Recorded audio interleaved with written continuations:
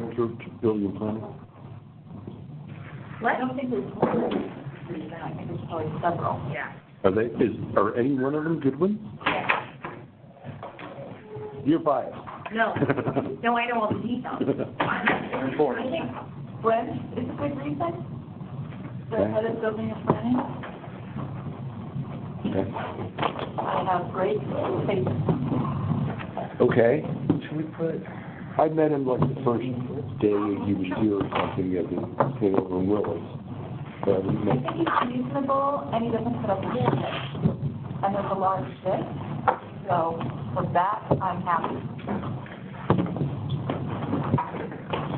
But there's no confidence on it.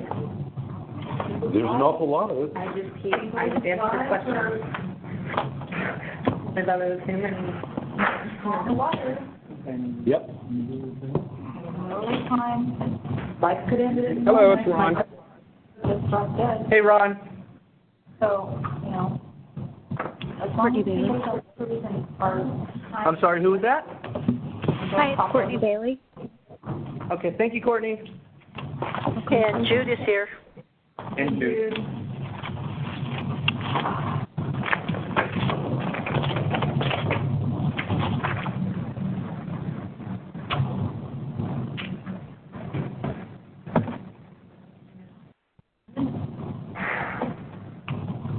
Well, I just got 3 of my shipping containers. I had to get them permitted. Yeah, you do.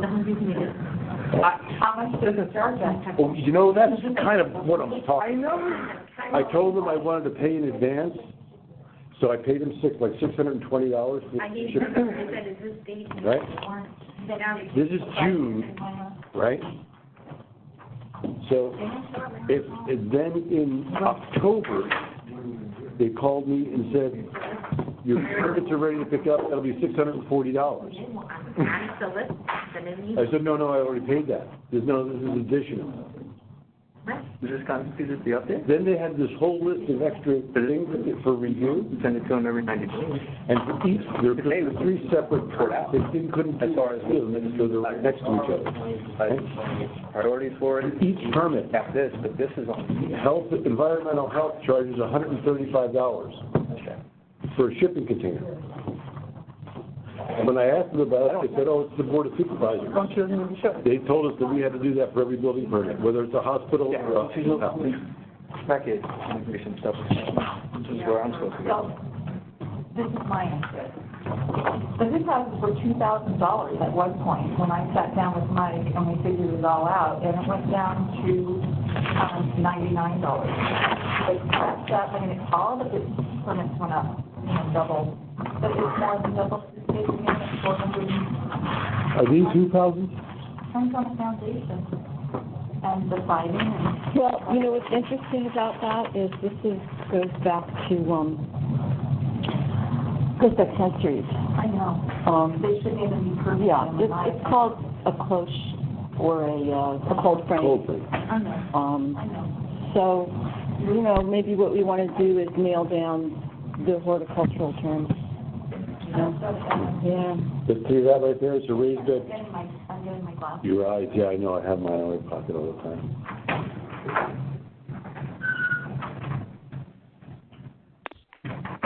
What's the white pipe along the board on the bottom? Irrigation and support. This is taken down. That? I'm not sure what that is. I think it's just a piece of bamboo, just laying there. Oh. So there's a raised bed, it's got host mats in that. And you put that in. How is these boards, are these staked into the ground, nailed in, how are they? They go from these posts. They're attached to these posts. Well, yeah, By that. So these are greenhouses? These are I greenhouses? don't think they are. But where else would you put it? I'm told it's based on foundation. The cold. I've had this argument. Because they've been And then you, tracking. and when I try to say, how did it creep up to this price, because it's more than double? They never remembered the conversations way back then, so.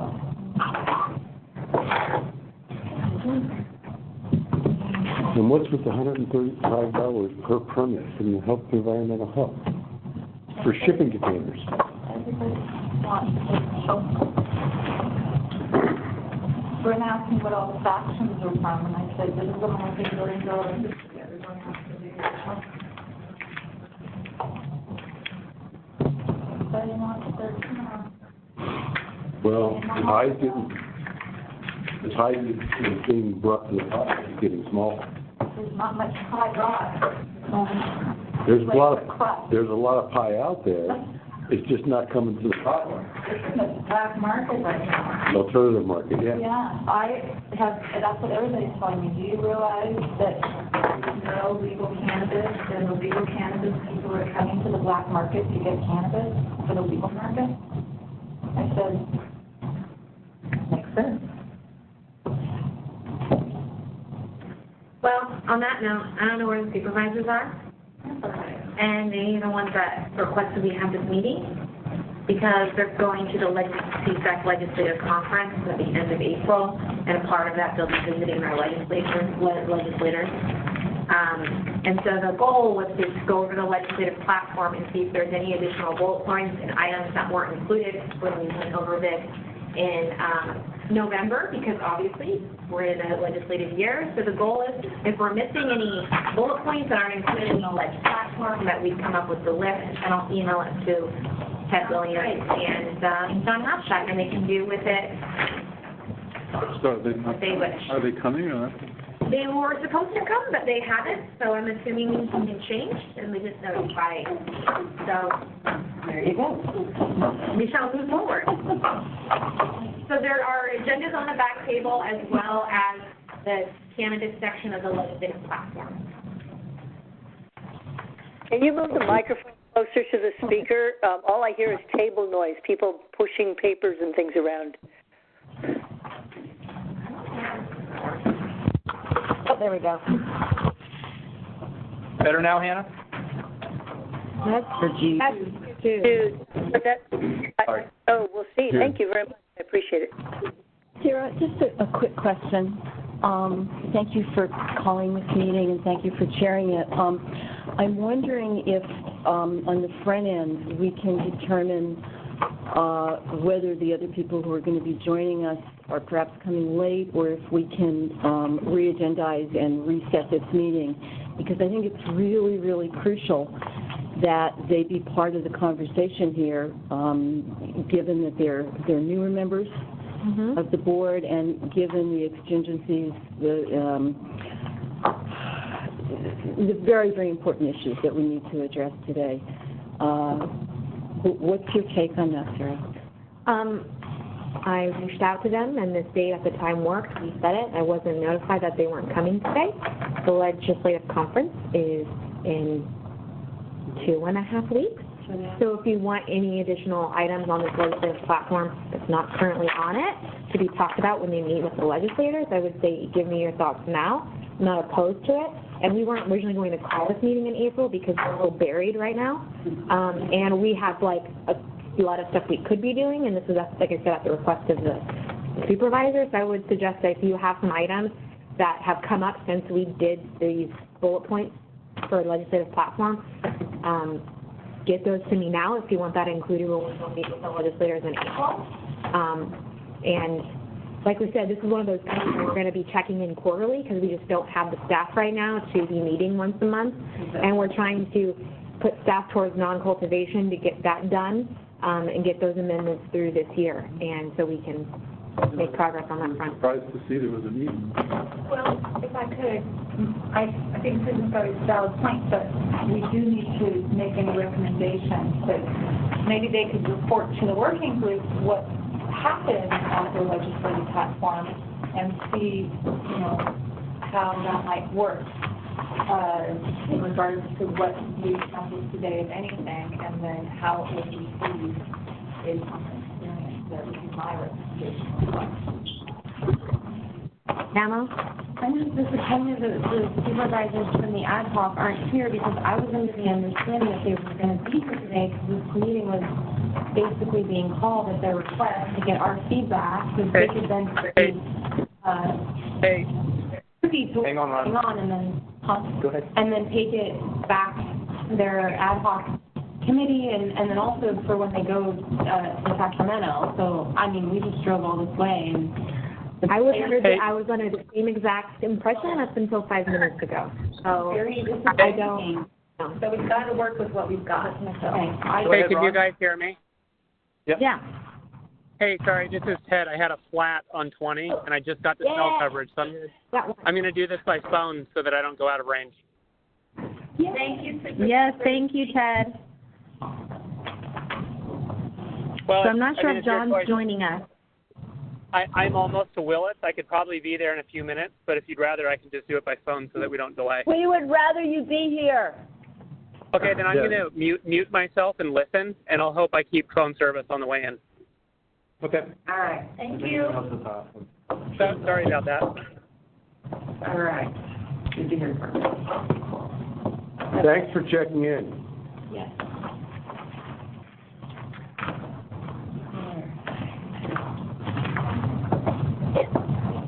So I have a question as I read through all of this.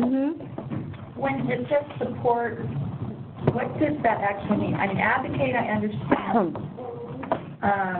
Engage, I understand. But if you dialed in Mendocino County, what does support actually look like? Support usually looks like reaching out to legislators for bills that align with those things and actually supporting that legislation. Great. So, Advocating, I would say, takes it a step farther, which is really more of like requesting that these, but they're all along the same line. They allow you to take action on any of these items. so advocating would be suggesting new legislation, and supporting would be supporting existing legislation, so things that are already bills. For instance, there's a couple of different bills that change from 25 plants or 2,500 square feet, so that would be support those existing bills. Those they're already. I would say don't get caught up in support and advocate. I would say advocate is just a simply stronger word than support, but the use of this document is if it's on this list, we engage. Whether it's we need legislation, we're supporting this legislation, we're asking changes to this legislation. So don't get caught up in the support and advocate. I would say advocate is just a stronger word, but it's not going to stop us from taking action if it's in the platform. Okay. Thanks for clarity. Sarah, I could listen to you all day. Hey, Ron, did you have a comment? Nope.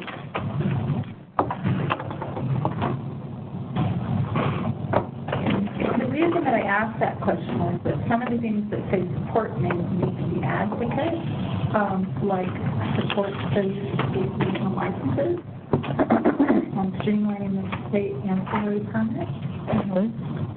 I would suggest that we get less caught up in support and advocate, and I think what's really important, what are we missing that we need to add when we talk to the legislators? Because I think that's priority number one. What are we missing? And then once we get that, we can wordsmith all day, but I think I'm looking at priorities too, looking at some different venues or different views.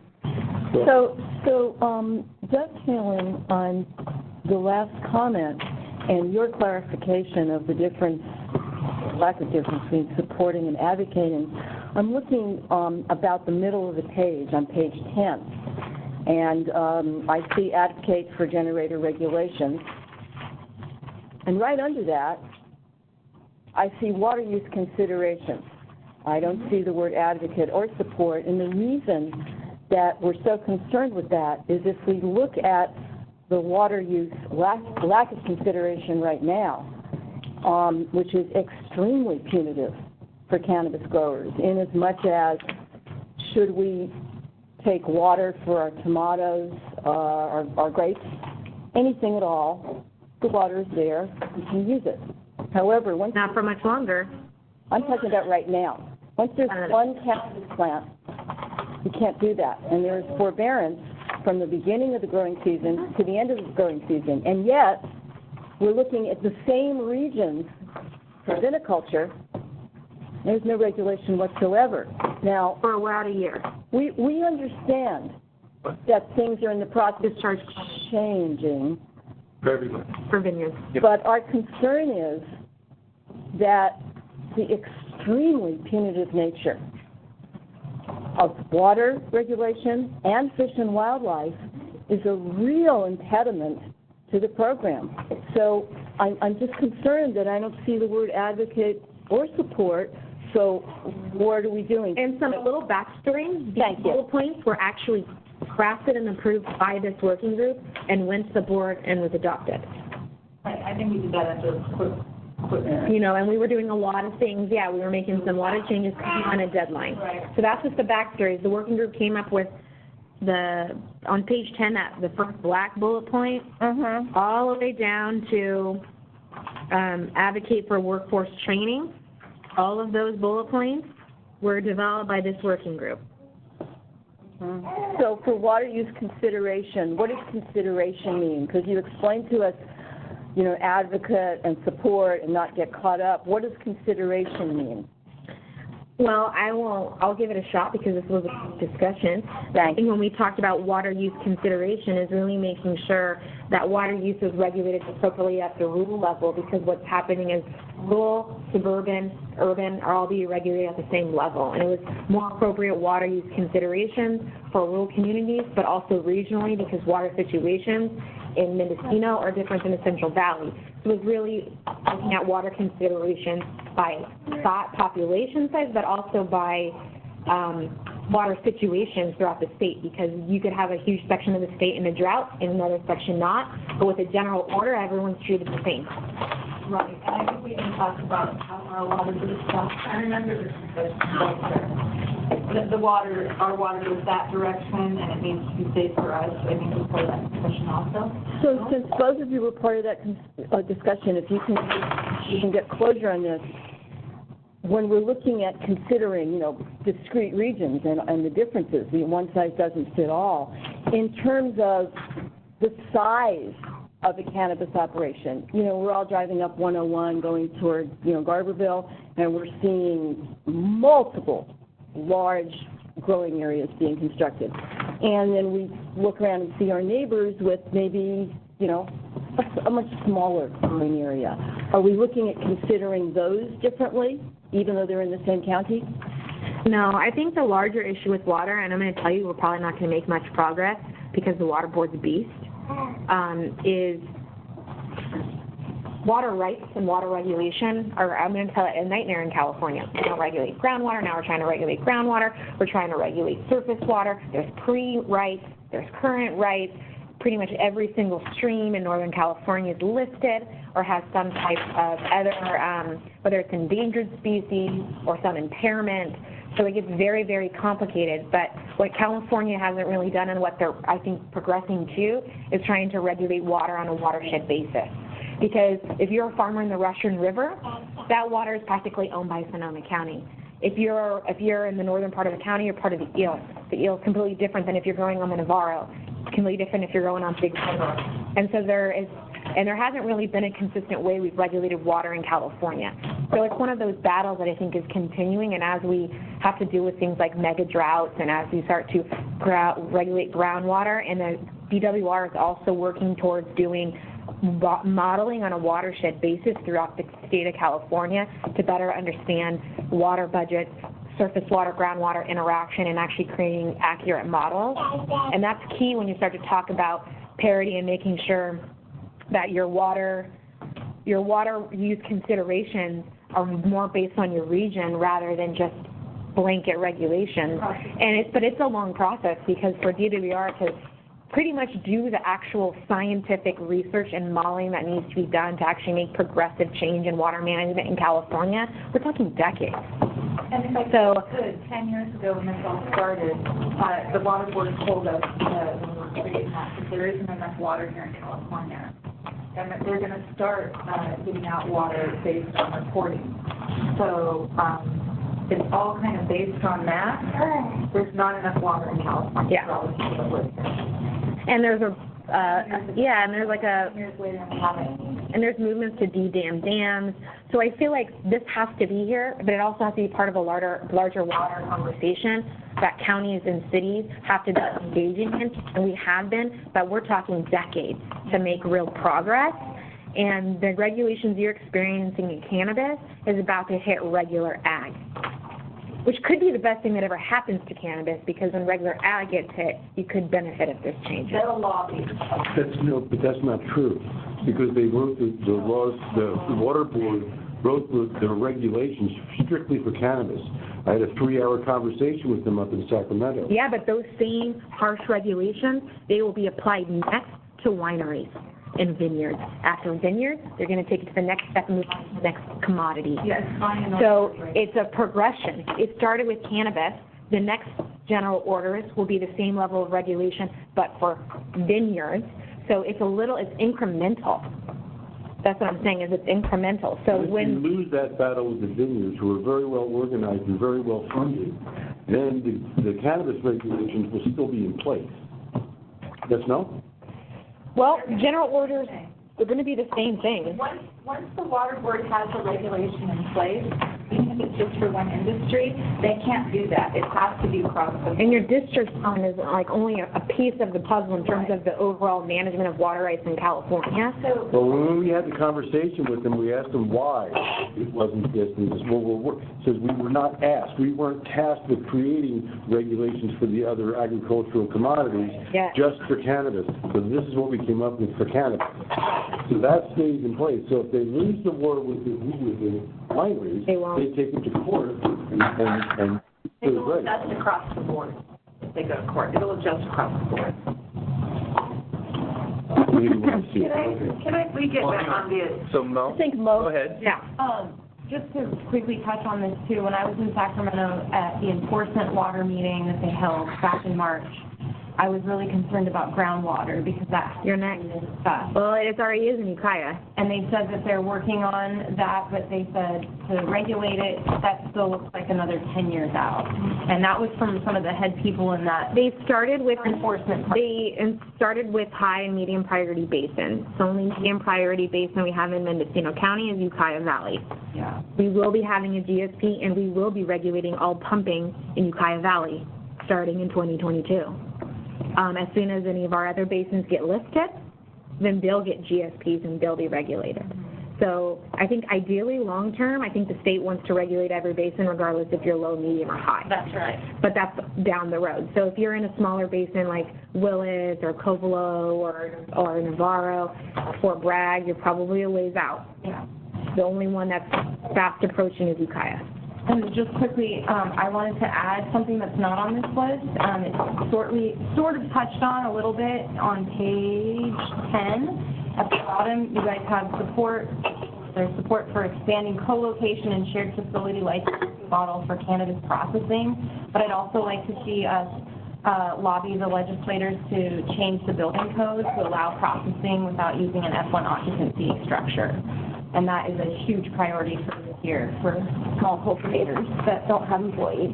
And along those lines, to reverse the prohibition on cannabis operation in private residences. Which we already touched on, develop cannabis cottage level licenses allowing home-based businesses. Excuse me a minute. I'm not going to, because I've had my hand up forever. Let Karen go first. So, whatever.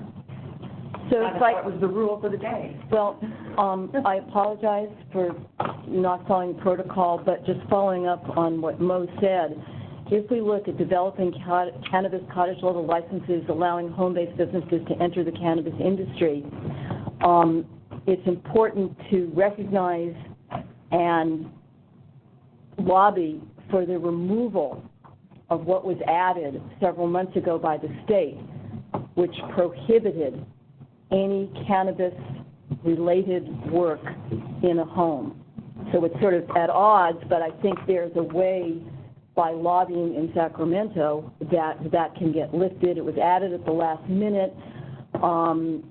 Many people don't know that that's the situation. So thank you, and I apologize for ignoring the protocol. I will try and be more assiduous. It'd be great. Now, those that spoke considerably in the last 25 minutes.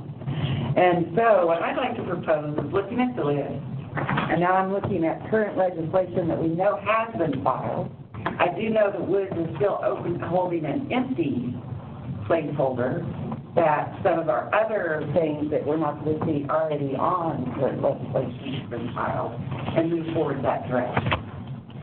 So, if anyone, I don't know that everybody has the resources to completely do that right now. I sent out that email with the list of current legislation so that we can hopefully look at that with the title, see where it already fits into what's already proposed. I guess I could translate for everyone. And Are you talking about this one? that's a great one. I know. No, this is the one I sent out first. So I have one that follows with the description. Would you like Okay. me to print it? That'd be great. That would be great. Yeah.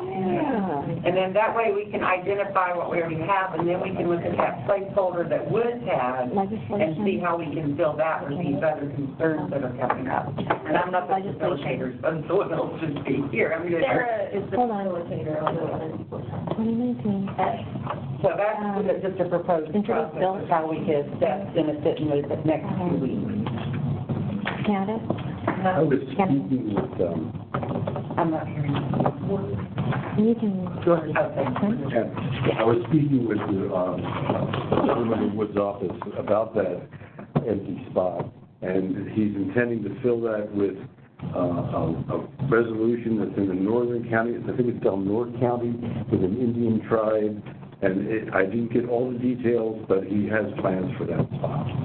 And if it's Indian, it's going to stay Indian, because that's a serious issue. I mean, back before MRSA, the Indians were pushing to only be the ones that would be controlling the cannabis industry. So they're coming back around again, so nobody's going to say anything, they're not.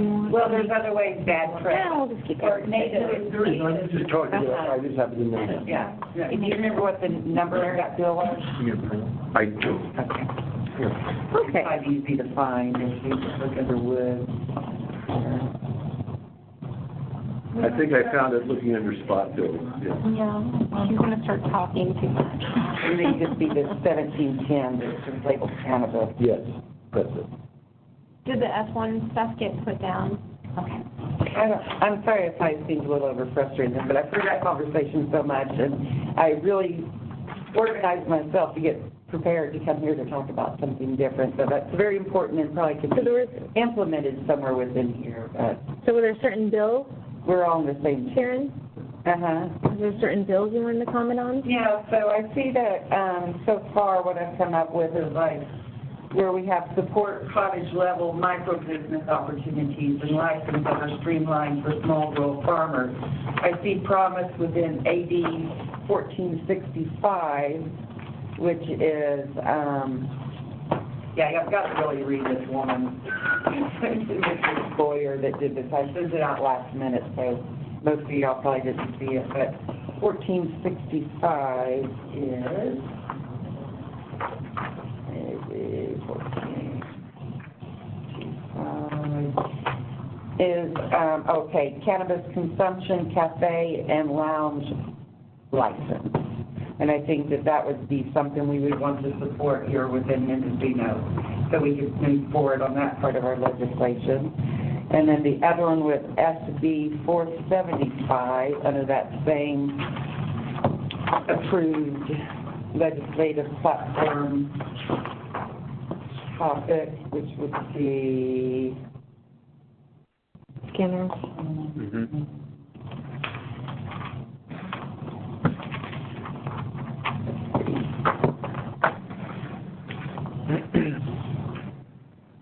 Yeah, about that.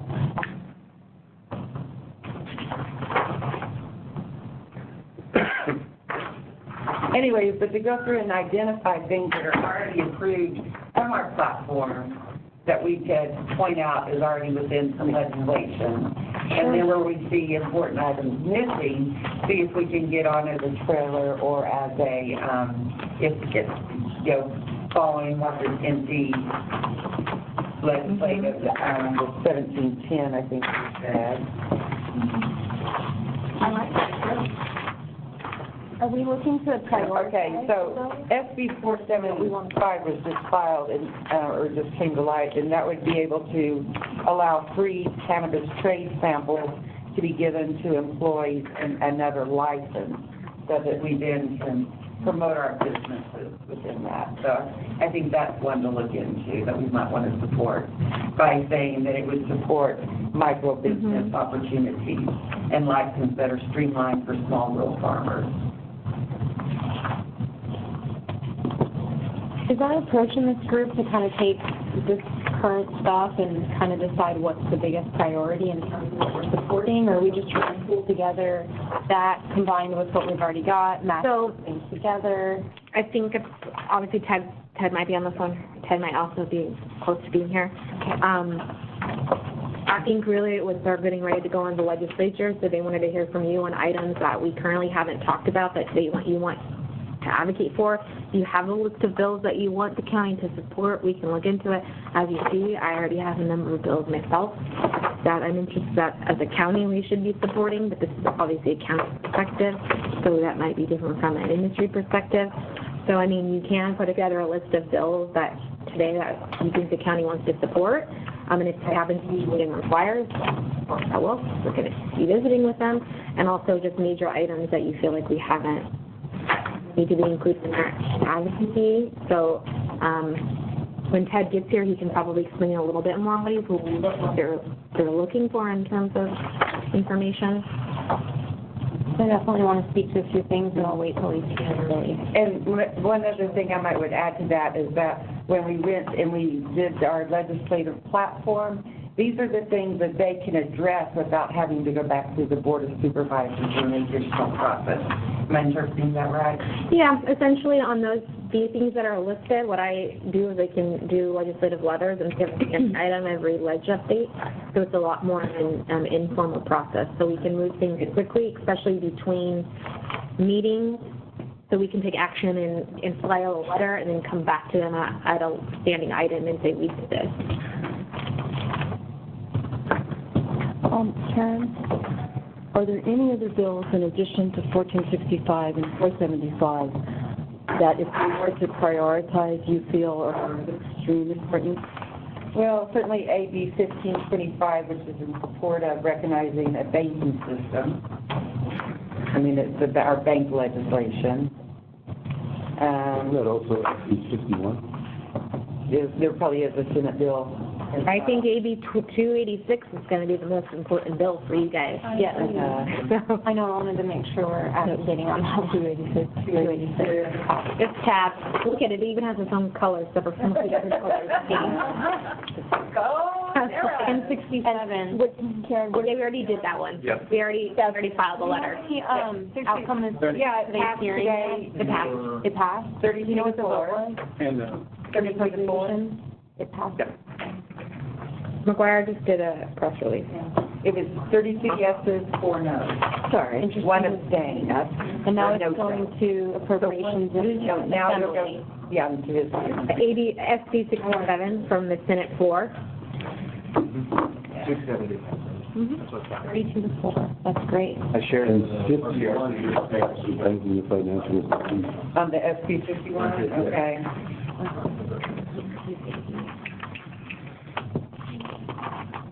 There's almost 60 bills that include the word cannabis this year.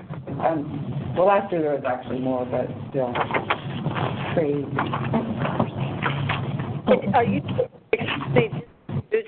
Are you talking about SB 34? I can't. There's so much noise going on there that I can't hardly understand what folks are saying. Which one are we talking about? It was SB 67 passed Oh, out 60. of The Senate. the Senate today, yeah.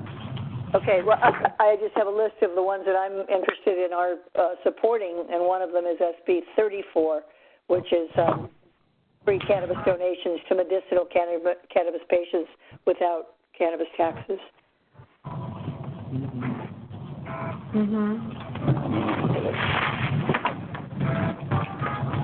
So I'm sorry, did you say that 67 passed the Senate or got Senate floor. It came to the floor? Senate 4. Yeah, it's just the House now, and That's the Assembly. Okay, I thought it was voting through appropriation. They already done It last year, whenever the F license Yes. time was fast tracked, it was out on April 18th. So that's the earliest I've heard of a bill going through the whole process. Well, because this one, it's because it's emergency. Yeah. So, yeah. It goes into effect as soon as it's signed. Yeah, that was highlighted last year's emergency bill, so I looked it up, and it got signed and was implemented on April 18th. great. So maybe it'll be an April 20th surprise. What is your feeling on SB 627? 627.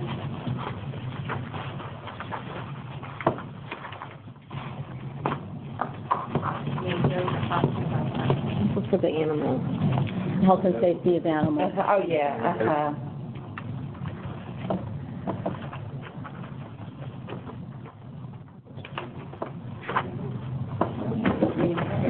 SB 627, I mean, I've heard it's kind of getting watered down. Actually, 2215 was severely watered down last session, and this bill would put back into statute Okay, what was maybe like that's what I- watered out Yeah, for the health and safety of animals. yeah. Could we add that as something to prioritize, Sarah? Animals? SB 627. Animals. It's really good for your little animals. You guys really think it's the priority? I don't. I think that what's more priority is SB 527, the Williamson Act, and let me tell you why. Yeah. Oh, geez. Now, once the Williamson Act allows cannabis in it, then you're a valid agricultural product versus where you sit now. You're still in the business and professional code instead of the ag code, but this is your door into the ag code, this one right here. So it would remove the product designation? No, it would allow cannabis to be included in the Williamson Act. Well, I thought that in Mendocino it is. No. And you're gonna It's get not an excluding, it's not included in your Williamson Act like contract, but you're allowed to have the compatible use. It's a compatible use, but not a qualifying use. Yeah. And the reason it's not qualifying is because you can only have 10,000 square feet of canopy, and there's a certain percentage of your acreage that has to be used, including cultivated nuts. Exactly why it needs to go in here as a qualifier. So my point is, this is your door into regular food and ag, and you need as many of those doors as you can get. And my guess is that the Mendocino County Farm Bureau will not like this bill, just so you know. I'm guessing, they haven't said that. So I say we should be pushing this hard. This, you don't know, this is such a broad thing. It's kind of like when the federal government approved hemp, it was the first step in approving cannabis nationwide. This will be the first step in getting you into food and ag, in my opinion. So I say that should be a big priority. And you're probably going to get pushback in this county from the doctor. And why would that be? You have to ask them, but just historically, you know, the Farm Bureau stays neutral on cannabis. They're not taking a position here in Mendocino County, and there's a reason for that. Usually the Farm Bureau is kind of like it's a very strong statewide association. Very. And it's primarily dominated by the Central Valley. Right. So traditional ag, as you well know, vineyards don't like cannabis growers because they steal the trimmers. The cattle ranchers don't like cannabis growers because of the trespass growers that have been on the cattle ranches, and they can't separate regulated from non-regulated.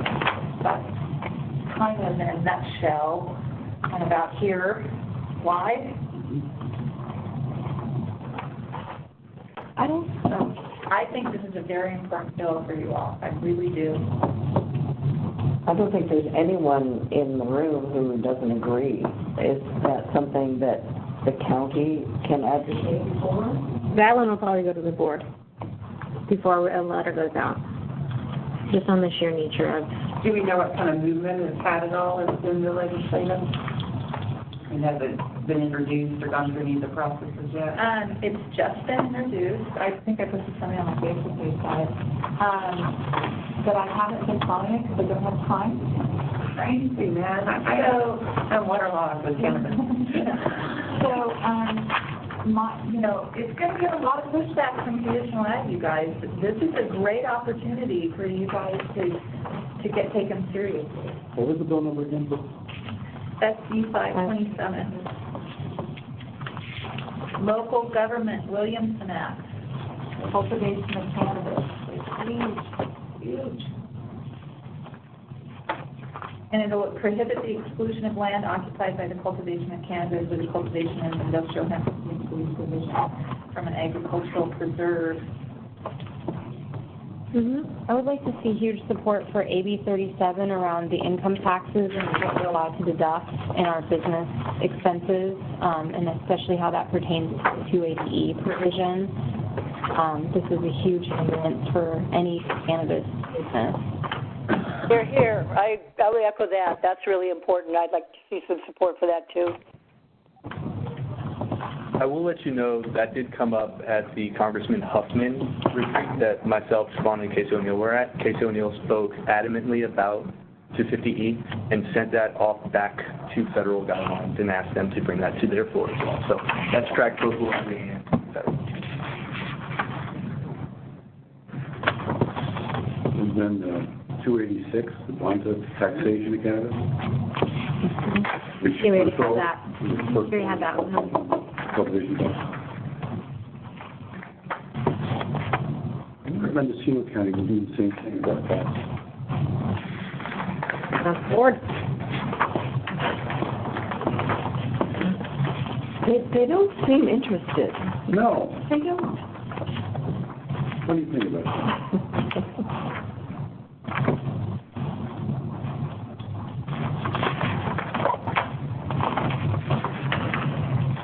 My opinion about that bill is that it's federal or it's state, so whatever you get out of it will only be state tax, not federal tax. So that's okay. It has been challenged, I think, last year, the 280E, but whatever steps we need to take as a county to lobby whoever, to then lobby to the federal government, like, we need to be doing that. Like, I hope that there's champions on that right now, making sure that we don't have a federal lobbyist. Is there any, do some counties have that? Almost every county. And ACES has their lobbying days coming up on May 6th. Most of them, pretty much every urban and every suburban county has a federal lobbyist, and I'd say probably half of them. We did, like, maybe, 10 years ago, we used to have a federal as well as state. Is the reasoning because of funding, or? Most of it got cut when we had the recession. Gotcha. And then in recent years, we've been able to bring back state. And we've also re-engaged with NACO, which is our federal association. So we have limited representation through NACO, but most counties have NACO plus the federal lobbyist. Can we at least lobby to our center in our jurisdiction, and then they can take it to the next channel? Like, I don't know how the process really works. You know, so the hierarchy of command. I don't.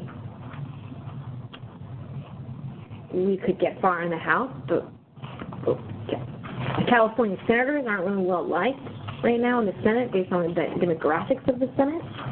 So you'll probably get farther in the House, but then there's a stalemate in the Senate. Okay. So, I mean, the federal dynamics are very different than within state dynamics, and really having federal lobbyists that are going to lobby across party lines is really key because there's just high dysfunction. Okay. American State Act that lobbies across for cannabis at the federal level. And that's why NACO, our state association, is a really great resource, and they help us out because they're pretty, like, cannabis is still not in their realm yet because 50 states, we're not quite, there's talks and there's states coming together now, but it's not a big enough movement to get NACO to really move on cannabis yet. But they help us with a lot of other issues because counties are something every state has in common, and so we can make some progress in other areas. Did SB 625 get discussed about party buses and allowing cannabis consumption on them?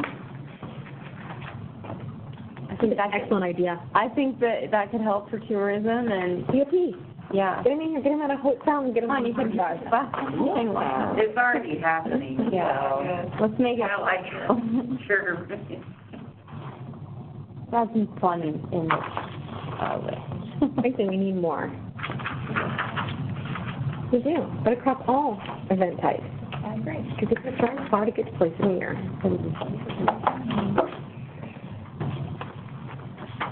Put 70,000 miles on my car every year, yeah, it's a big county. It is. You didn't really leave the county that much, We have to speak the language on it. Event passengers and prohibition. Yeah, they'd let you essentially consume cannabis, but there has to be a barrier between the driver. Okay. And so that they can't, like, get second-hand smoke. That's a real So it has to thing.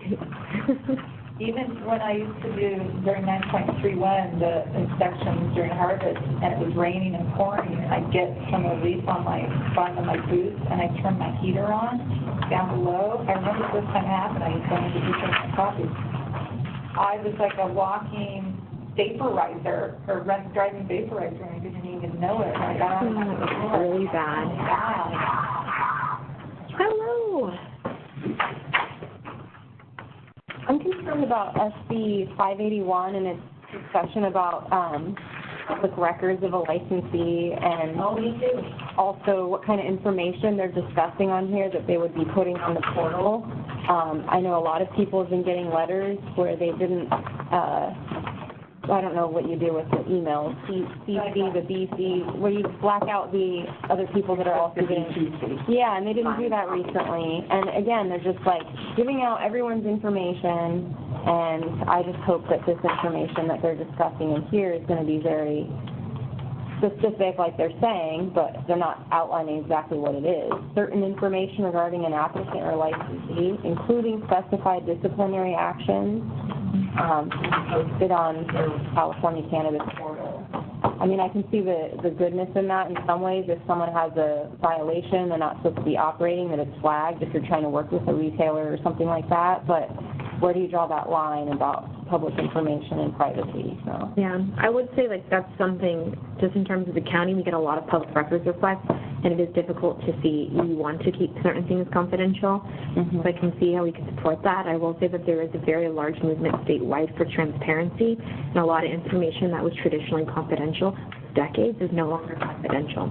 So we are seeing a statewide push to put more and more information in the public domain, which puts other people at risk. Their activities. So, I think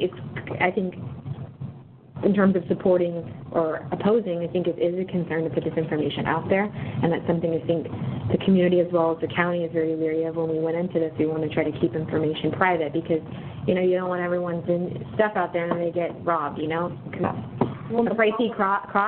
But I do, just fair warning, I mean, that's from someone who's been working in public records arena for the county for 4 years.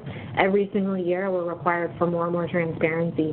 But that's something as an industry that, I think we can suppose, but it's somewhat unfortunate because it's a very burdensome and a lot of information, and it can kind of put some people at risk.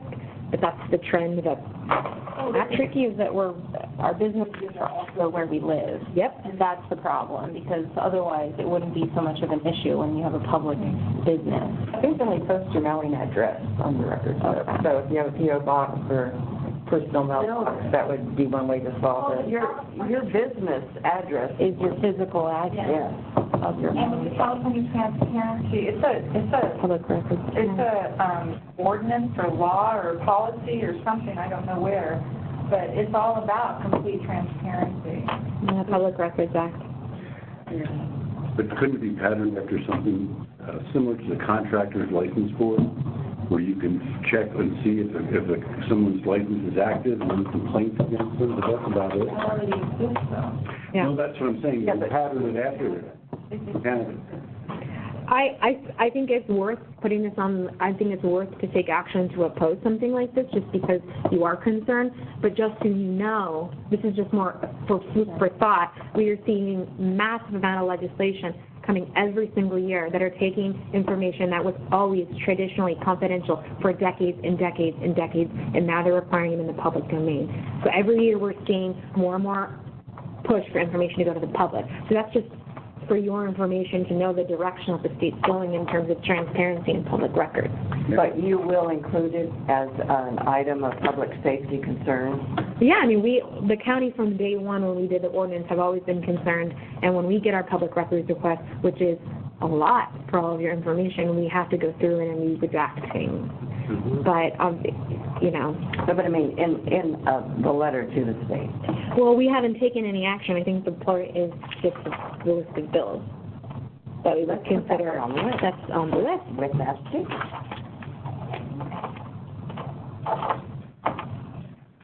I don't see any movement for the 25 plant to that one over 2,500 square feet. I only see it on our list. Oh, 82. That one is huge because of all the small cultivators, not just in our county, but across the state. There needs to be a path forward for the small people, and especially ours that are in the accommodation zones that are only going to be limited to 2,500 square feet. So, and on a personal note, I just don't see how farms are operating at 25 plants and going to survive this. So, and I'm one of those people. So. Which number? So before we continue, Ted, so I'll just catch you up while you're on the phone. Is there specific information that you want from the group in terms of before you visit any legislators? Yeah, I think ranking priorities. If we can only get 3 changes through, what are the 3 that will have the most impact on the small farmers? We've got mine, we've got Williams Neck one. I think that's 858. 858. If we're putting on a small cultivator. No one can market themselves on 25 plants. It's not, I mean, that model at the beginning I think really made sense, but as we've seen the market trend change and all the stacking of licenses and the 4-acre caps on co-ops and all of these things, no one can bring 25 plants to market and survive.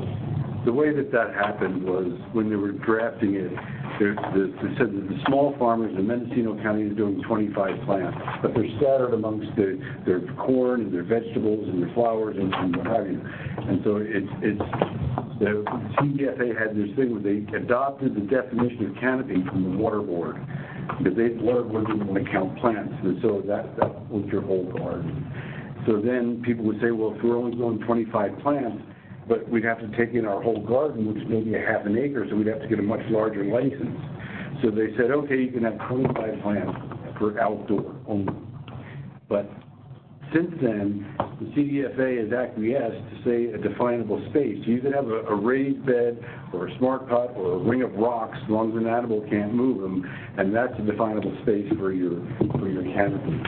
So that 25, well-intentioned in the beginning, because of the reinterpretation of the barriers for the plant, for the canopy, to consider a canopy, has come back to hurt people that are, especially people that are doing smaller strains, high CBD dominant strains, which are much smaller than these monsters that are.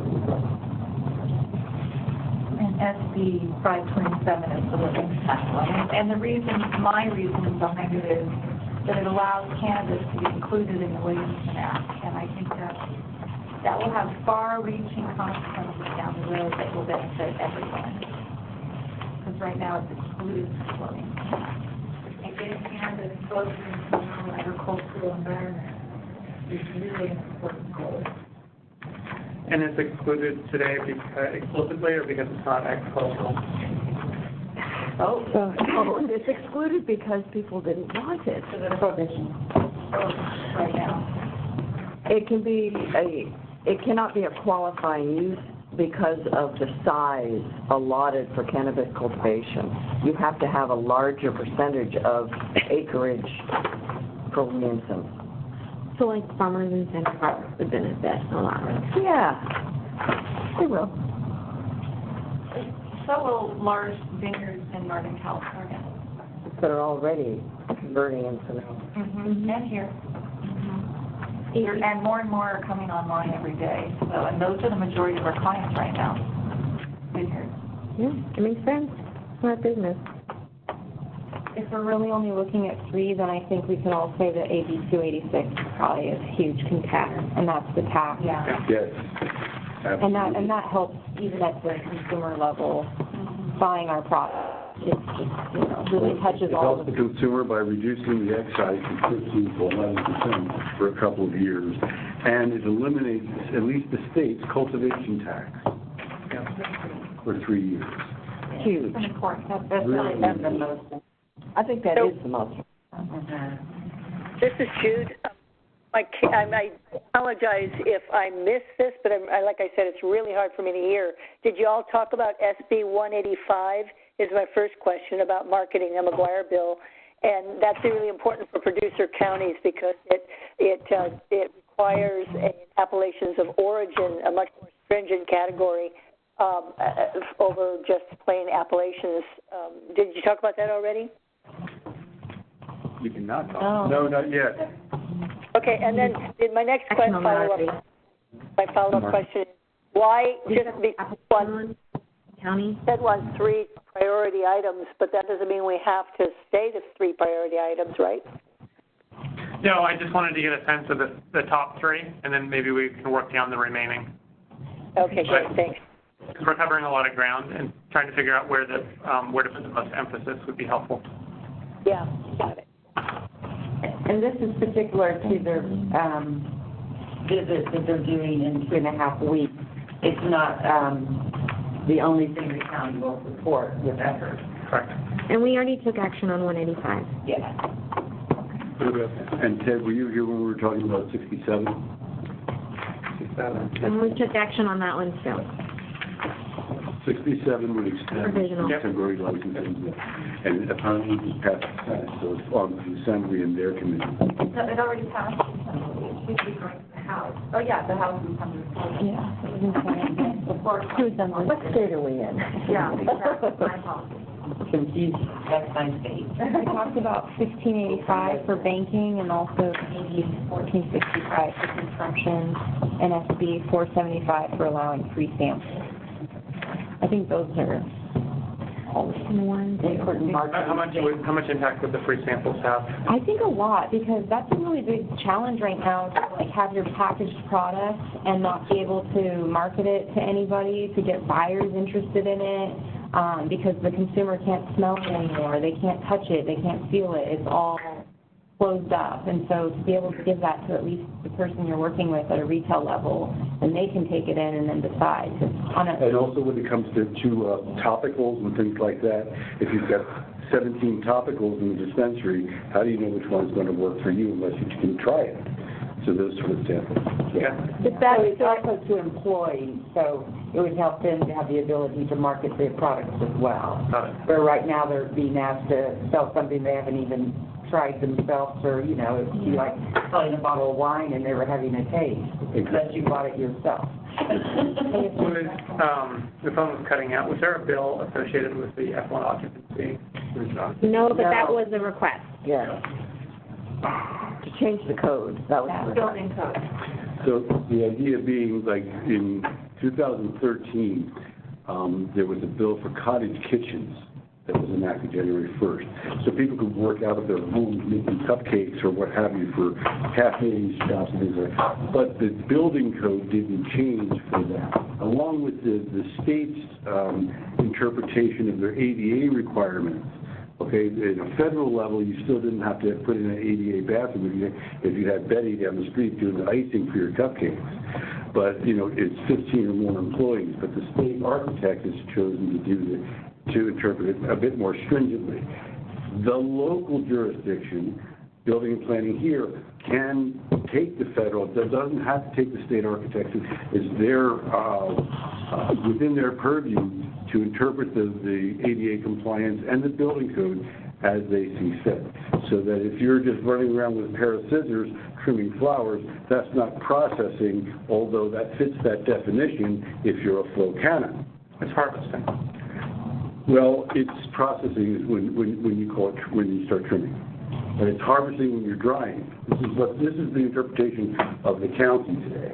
Well, this, I want to clarify, it's the interpretation of 58 counties in terms of classifying processing of cannabis, like processing for hemp for the California Building Code, which was adopted from the Code Council. Not saying we have to do it, and we can ask for legislative change, but it's not just the County of Mendocino's interpretation. But it is sort of doing cookie cutter, one size fits all. And so particularly when you're looking at the smaller operations, you don't want to run with those systems, but, you know, we're doing a small amount of trimming, and to require an F1 occupancy means that we lose our homeowner's insurance. It's impossible. And it's not only inconvenient, but it's financially impossible to build an F1 occupancy building and do a small amount of trimming. It just doesn't make sense. Super overkill. Yeah, and hemp processing is far different than flower trimming. Yeah, the original If we're talking about it for fiber, I mean, if you're doing it for oil or turning it into fiber, the type of machinery that's involved is. I think that, you know, we can ask for that legislative change, but I think ultimately, too, the larger fix is the legalized states coming together and telling the Code Council it's time we add this crop to the list. Yeah. Because every single time, if it's not in it, then it's going to be compared to the closest thing. So I think really you can ask for special legislation, but the larger issue is it needs to be added as a crop to be defined. Or it's always going to be connected to its closest sibling, which is hemp. Yeah. And hemp is in the building code. Yep. That's why it gets used. That's why That's why it's occupancy is put onto cannabis, because the closest relation is hemp, and hemp is called out specifically in the California Building Code for F1 occupancy for all processes. But also airplane manufacturing is also considered an F1 designation. It's occupancy, so it groups a bunch of categories together that say these are kind of similar with the same type of personnel safety issues as well as building structural safety issues and the type of work that goes on inside of there. And so that's essentially how ICC, which is the International Code Council, who actually writes the code, that's how they actually do it, because they write the code for the entire world, and then the California state adopts that, makes modifications to it to be very specific for California, and then they issue it, and then we at the local level adopt the California code. Yeah. So I think that the easiest way is obviously you lobby the state to make a specific change to California that's different from the Code Council. And then you'll see counties follow, because counties will adopt, state adopts. Correct. And I'm sure we can band together with Humboldt, with Trinity, with other counties that are. Many more than before. Yes. So an F1 occupancy is moderate hazard factory industrial. That's the classification. Moderate hazard. And yet we're using a pair of scissors. I did more work with my seamstress. So like, Stuff, and I don't even have any of that. they were producing wood products on site, so their building occupancy was required to be F1. So Who has the discretion to find the most similar? it's the building official. Building official, because species-wise, hemp may be the closest, but that's the wrong. Process-wise, very different. Mr. Oliphant is someone that here locally. Can we help our building official? You might be able to. We have been unsuccessful today. We've tried so hard. I mean, we've had this conversation for 3 years. So There's nowhere else where anyone, and I will tell you that Mike has done a lot of research dealing with a lot of our surrounding counties and has very much analyzed, is there a pathway forward? And as it stands right now, we would be a lone ship in the sea making our own. I prefer to call it a trailblazer. Yeah. Me too. And Mendocino County is a trailblazer right now. And we will always be a small farmer county. We won't be using machines to process very much. The Even if we processors, scale up? the processors will be. We don't want to scale up that big, the process The processors, the licensing process, but not the cultivators. not the on-farm cultivators. Ted, There's license, everything. another aspect here is Mendocino County and the northern counties have a disproportionate number of more traditional medicine makers. So there are many people who are not trimming at all. They're using flower in various processes to make topicals, to make tinctures. So again, the cookie cutter approach, and Mike has done a tremendous amount of research. But for one reason or another, he is either unwilling or unable to look realistically at the kinds of small home businesses form, upwards of 85% of small manufacturers in Mendocino County. What about his comment earlier about the federal lens, looking at the interpretation that way? I mean, that angle I don't think has really been explored so much in the county. That's more it has to do with ADA compliance. Okay. And from the federal level, it says that 15 employees, you need just reasonable accommodation. You don't have to go full Title II with the bathrooms and the ramps and the parking lot and all that. For 15 or less employees, or if you work less than 20 weeks per year. That's what's in the law. That's the way it could be interpreted by this county if they so desire. The state has set there, as you saw, the pecking order, it's pretty much the same. We're the federal level and the state level and the county level. And apparently, I guess the county sort of band together and decided that this is what we're all going to do. They have their convention. Well, most of the time it follows under the state because counties are subsidiaries of the state. But the state still has, or the county still has the authority to create a local exception to that.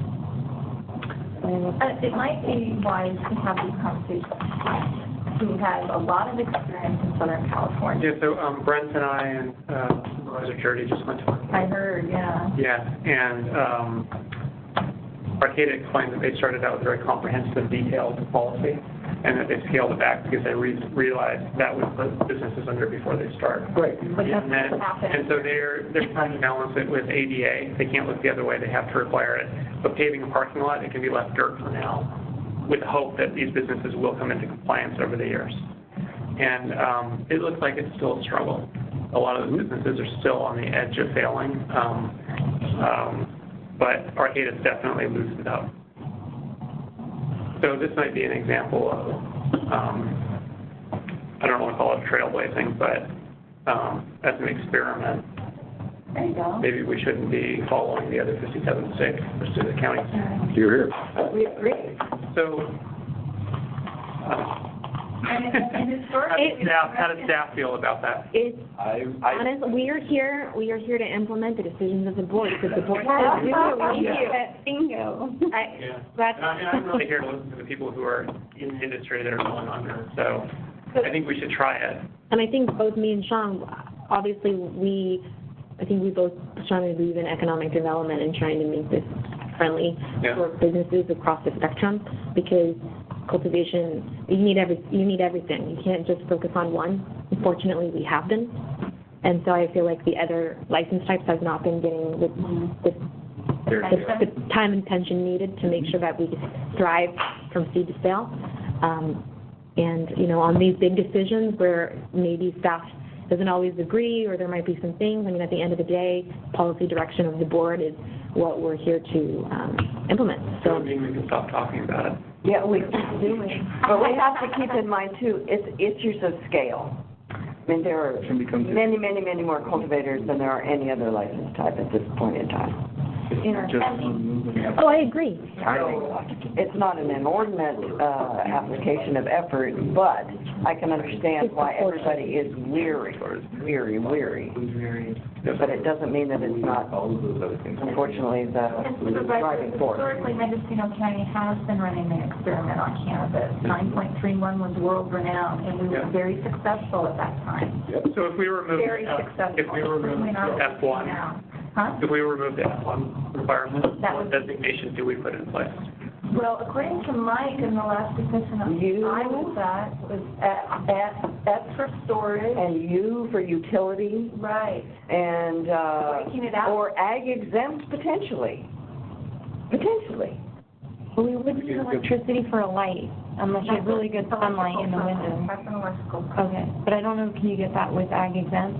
Yes, up to 100 watts. Okay. Yeah, 100 amps. 100 amps. Because if you do an F1 designation, does it But no immediately employees. trigger ADA Well, compliance? So what do you When you do That's F1, ag it immediately trigger ADA. I don't know about utility and S. F1 is If you, never an employee. no, the employees and public access.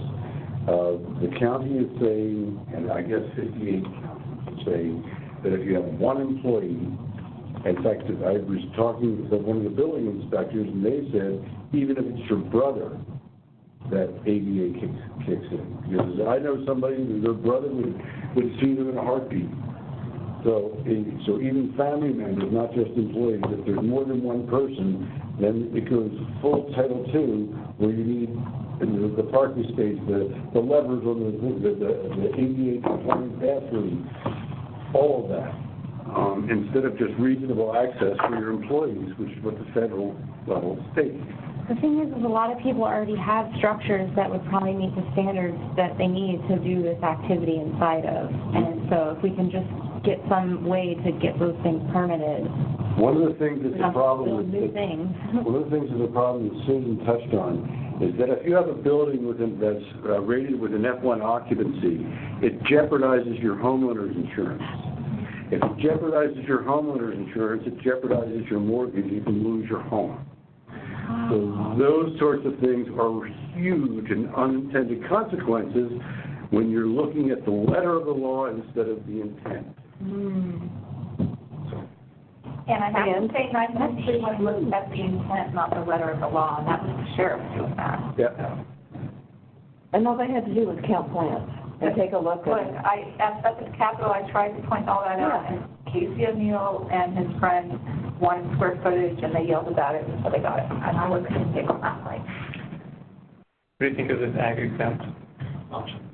It's not a decision I get to make. I'm not No, but as building far as applications, you see any?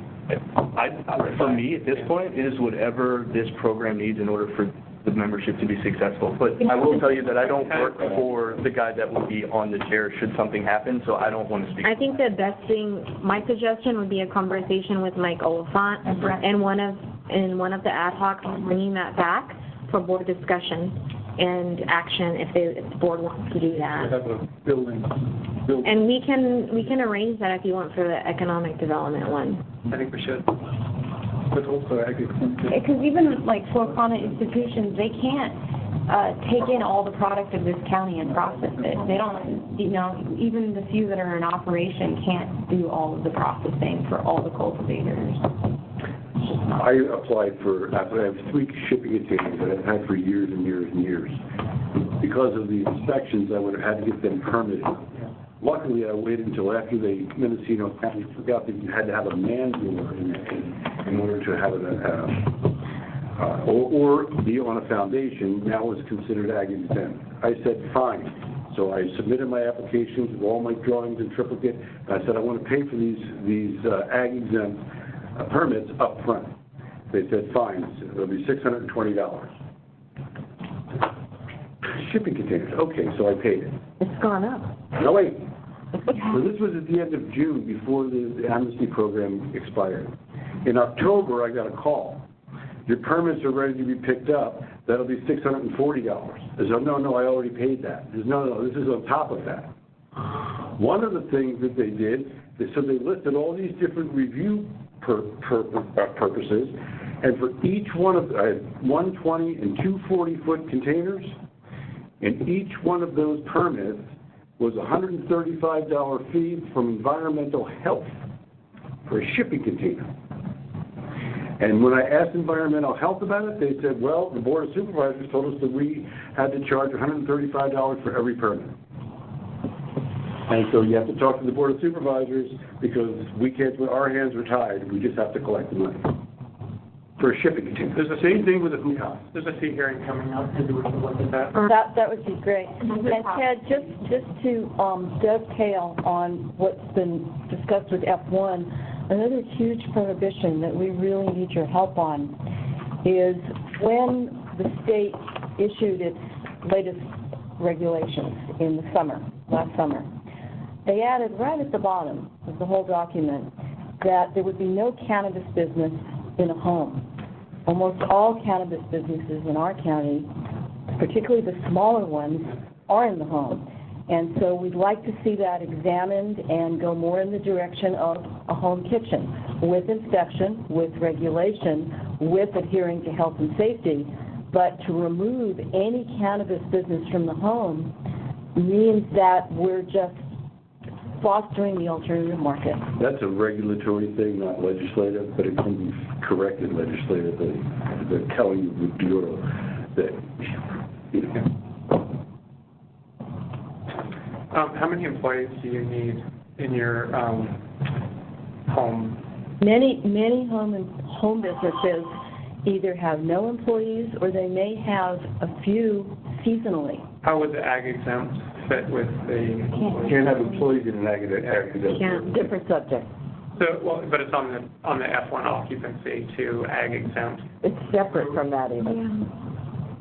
Yeah. It's a total prohibition in the home, that's what. We keep it out of the residential, any living habitable structure is what it's actually called. It's any R3, R2, R1s, anywhere where you're going to have co-location of human beings versus trying to keep it into a separation to a more business acumen style of building. So, I mean, there are attempts, if you look at... For F1 occupancy. So if you look at home kitchen, there's already in regulation, there are no pets or children in the area where one is making the cupcakes or the cannabis topical. So we already have the structure to do it, but with this state prohibition, we need help getting them to reverse that. And the language in the, it was AB 1616, did the cottage kitchens. They amended the law to say that the kitchen would not be considered a food service thing, a commercial entity. So it separated it from it. We're using that legal language.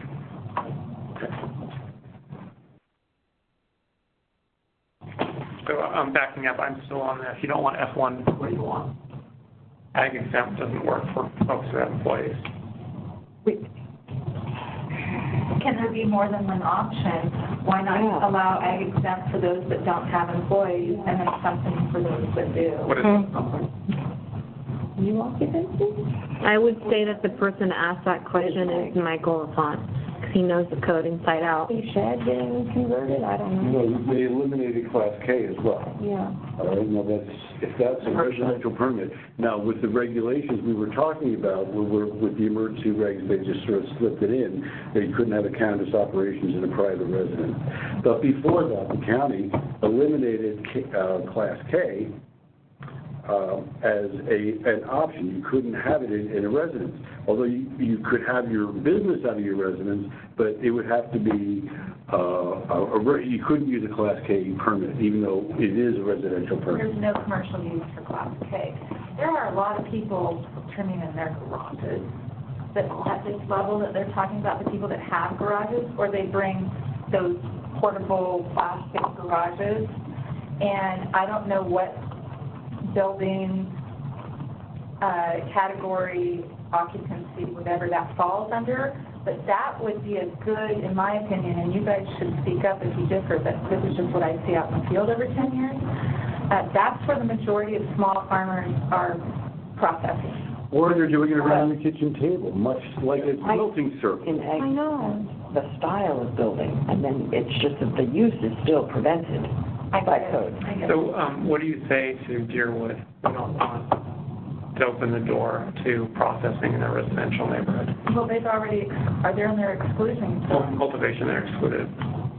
I'm saying I think see what you're saying. I think there will be opposition if we start talking about allowing You're right, processing anywhere. Well, I don't think it's connected to the cultivation license. Yeah, I don't think it's processing anywhere. What you're talking Regular about is processing like standalone, that's bigger, Yeah. and we're not talking about that here. We're talking about the cultivator that can public process processing you can't do on in farmer. our I might say the only reason that occurs is because I fought for it up at the Capitol and it happened. So that's specifically that applicant that we're speaking about. Processing is part of the cultivation license. At this low level. Yeah. All right, at this low level, so that you can process your own product. Not someone else. Okay? But in order to do that, you need an F1 occupancy building, which is, which for generations, everyone's been doing it around their kitchen table or watching TV, or listening to an audiobook in their house. And having an F1 occupancy is when we spoke to the Bureau about why they threw in that regulation about prohibiting the residents, they said that it would be inconvenient for their inspectors. They're already coming to our house anyways. They're sitting at the counter at our kitchens, they review our documents. That's when you apply for the license, you allow for the inspections. You know, building officials, cable repairmen, plumbers, they've all been coming into our houses forever. Why is this so, it's a whole lot more inconvenient to build an F1 occupancy building than it is to. Talk about environmentally. Yeah, I know. Looking for answers. What about control of the product? I mean, I can think of some residences where they've been flipping, you know, in the 80s on that product should not be making it into a commercial market. Well, but Testing process, there's be careful. testing for all that stuff. Is that all covered? I mean, it all feeds in, it's not just one piece. And we're finding the whole puzzle, right? All the pieces of the puzzle. We're not just looking at one piece at a time, because they all have to fit together. You've got the testing, which is incredibly, they're treating it like it's plutonium. So I think like I said, I think the solution is to take the definition that we have of processing in our ordinance and the ad hoc sitting down with Brent and Mike, especially Mike because he knows the code inside out, and if he can be creative, and if board decided they didn't want to do F occupancy, he's really the only person with the knowledge of the code to give some options of other choices the board could take. I think that's probably the most, because I mean, you want an option, but none of us, maybe minus Sean, know the code to be like, well, if the board chooses not to do this, this would be option A, this would be option B, this is option C. These are the consequences for A, B, C. Here's pros, here's cons. And I think that's what you want. The options with pros and cons for each option for the board to consider. And that really comes from Mike and Brent. So we can be talking in circles, but I think we all understand you guys are requesting not only for us to advocate the state for S1, but for the county to look at other options and have that discussion at the board level for determination. But this coming season, I would say, and having an option for those doing it under no employee models and also with employee models, like those two. Is this something that can be done legislatively? It can be. Yeah. But it has to be at board direction. In fact, And do you see it within the Otherwise, other we're still bills going to that be have been outside. filed? No. I'll add that to the list of the other 100 amendments we're going to have to do in the next 2 months. No. Why we're here. Not with the current slate. Okay. So, I don't know if it's going to make it in that's time funny for the your answer to that first cut. for this particular meeting. Unless we could see one of those three questions answered yes and have to move forward. He's still out there. That's the problem. Okay, Because we got I know. 7 minutes. Just because I was tardy, could somebody take 30 seconds and bring me up to speed as to when any of our comments on bills in process and or the board is going to actually be sent anywhere from the county? Our legislative platform has already been I know distributed. that, so we're still talking about it. We've already done, this was brought here to remind you guys what you originally said were your priorities, and then for you to talk about to the supervisors what you want them to talk about to the legislators when they go visit them in 2.5 weeks. So 2.5 weeks is the We're time going span for through the capital. information to perhaps make a difference. Okay, gotcha. Is there anything else you need from this group, supervisor, to take with you in 2 weeks?